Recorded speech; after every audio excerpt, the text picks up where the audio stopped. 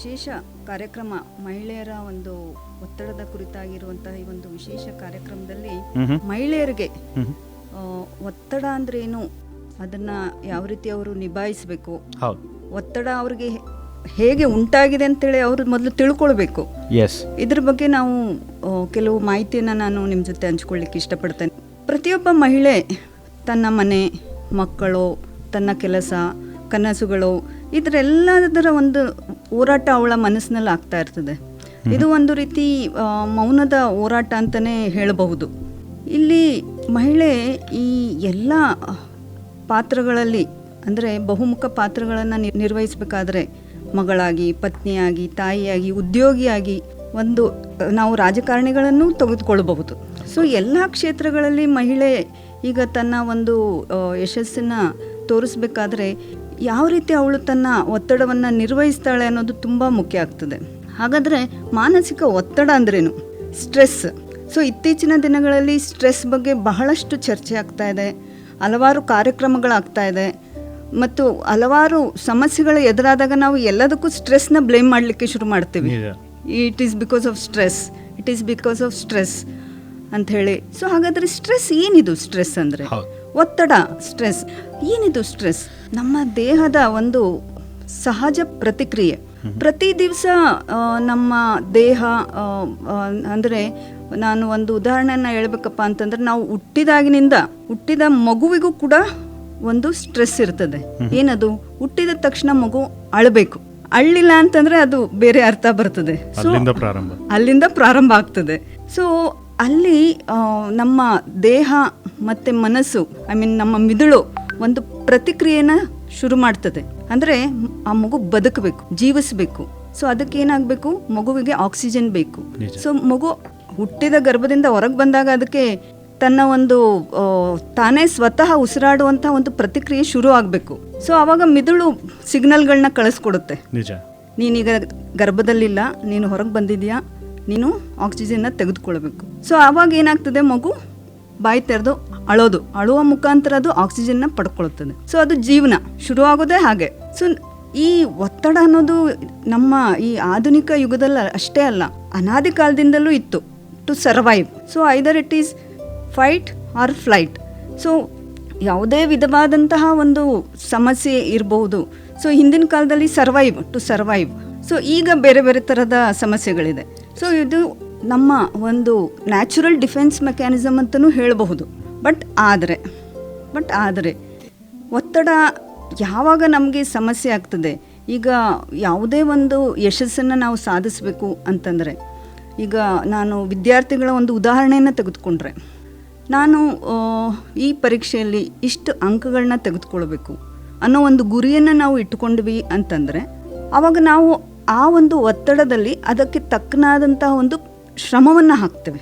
ಅದೇ ನಾವು ಗುರಿಯನ್ನು ಇಟ್ಕೊಂಡಿಲ್ಲ ಅಂತಂದರೆ ನಾವು ಶ್ರಮವನ್ನು ಹಾಕೋದಿಲ್ಲ, ನಮ್ಮ ಗುರಿಯನ್ನು ನಾವು ಸಾಧಿಸೋದಿಲ್ಲ. So some amount of stress is essential for life. So ನಾ ಅದನ್ನು ಕೇವಲ ಒಂದು ಉದಾಹರಣೆಯಾಗಿ ತೆಗೆದುಕೊಂಡೆ. ಇನ್ನು ಮಹಿಳೆಯರದೇ ಉದಾಹರಣೆಯನ್ನು ನಾವು ತೆಗೆದುಕೊಳ್ಳೋಣ ಅಂತಂದರೆ, ಉದ್ಯೋಗಸ್ಥ ಮಹಿಳೆಯರನ್ನ ಒಂದು ಉದಾಹರಣೆಯಾಗಿ ತೆಗೆದುಕೊಂಡ್ವಪ್ಪ ಅಂತಂದರೆ, ಮನೆಯ ಕಾರ್ಯವನ್ನು ನಿರ್ವಹಿಸಬೇಕು, ಮಕ್ಕಳನ್ನು ನೋಡ್ಕೊಳ್ಬೇಕು, ತಮ್ಮ ಕಚೇರಿ ಇರ್ಬೋದು, ಆಫೀಸ್ ಇರ್ಬೋದು, ಹೋಗಬೇಕು. ಸೊ ಆ ನಿಗದಿತ ಸಮಯದಲ್ಲಿ ಅವಳು ತನ್ನ ಎಲ್ಲ ಕೆಲಸಗಳನ್ನ ಮಾಡ್ತಾಳೆ, 100% ಮಾಡ್ತಾಳೆ, ನಿರ್ವಹಿಸ್ತಾಳೆ, ಯಶಸ್ವಿಯಾಗಿ ನಿರ್ವಹಿಸ್ತಾಳೆ. ಅಡುಗೆಯಿಂದ ಹಿಡಿದು ಮಕ್ಕಳ ಓದು ಎಲ್ಲವನ್ನೂ ನೋಡಿಕೊಂಡು ಎಲ್ಲ ಸೊ ಅಲ್ಲಿನೂ ಕೂಡ some amount of stress is essential for optimum performance, for better performance, to succeed in life. So that is something called good stress. ಒಳ್ಳೆಯ ಒತ್ತಡ. ಯು ಸ್ಟ್ರೆಸ್ ಅಂತೇಳಿ ನಾವು ಹೇಳ್ತೀವಿ. ಸೊ ಒಳ್ಳೆಯ ಒತ್ತಡ. ಸೊ ಬಯೋಲಾಜಿಕಲಿ ಹೇಳಬೇಕಪ್ಪ ಅಂತಂದರೆ, our body also prepares us for this kind of stress response. ನಮ್ಮ ದೇಹ ಮನಸ್ಸು ಹೊಂದಾಣಿಕೆ ಮಾಡಿಕೊಂಡು ನಮ್ಮನ್ನು ಈ ತರಹದ ಒಂದು ಒತ್ತಡವನ್ನು ನಿರ್ವಹಿಸೋದಕ್ಕೆ ನಮ್ಮನ್ನು ಪ್ರಿಪೇರ್ ಮಾಡ್ತಾನೇ ಇರ್ತದೆ ಪ್ರತಿ ದಿವಸ. ಸೊ ಸ್ಟ್ರೆಸ್ ಹಾರ್ಮೋನ್ಸ್ ಅಂತೇನು ಹೇಳ್ತೀವಿ. ಸೊ ಅದು ಪ್ರತಿ ದಿವಸ ಈಗ ನಿಮ್ಮಲ್ಲಿ ಒಂದು ಬಂದು ನಾನಿವತ್ತೀಗ ಟಾಕ್ ಕೊಡಬೇಕಂತಂದರೆ ಅದು ಕೂಡ ನನಗೆ ಒಂದು ರೀತಿಯ ಅಡಿಷ್ನಲ್ ಸ್ಟ್ರೆಸ್. ಕೇವಲ ಬಂದು ನಾ ಏನೋ ಮಾತಾಡ್ಬಿಡ್ತೀನಿ ಅಂತಂದರೆ ಅದಕ್ಕೊಂದು ಬೆಲೆ ಇರೋದಿಲ್ಲ. ಹಾಗಾಗಿ ಸಮ್ ಅಮೌಂಟ್ ಆಫ್ ಪ್ರಿಪ್ರೇಷನ್ ನನಗೂ ಕೂಡ ಬೇಕಾಗ್ತದೆ. ನಾನು ಕೂಡ ತಯಾರಿನ ಮಾಡ್ಕೊಳ್ಬೇಕು. ಯಾವ ವಿಷಯಗಳನ್ನ ನಾನು ಹಂಚಿಕೊಳ್ಳಬೇಕು, ಯಾವ ರೀತಿ ಹಂಚಿಕೊಳ್ಳಬೇಕು, ಅದು ವೈಜ್ಞಾನಿಕವಾಗಿ ಕರೆಕ್ಟಾಗಿಯೂ ಇರಬೇಕು ಮತ್ತು ಅದು ಸಾಮಾನ್ಯ ಜನರಿಗೆ ಮುಟ್ಟಬೇಕು.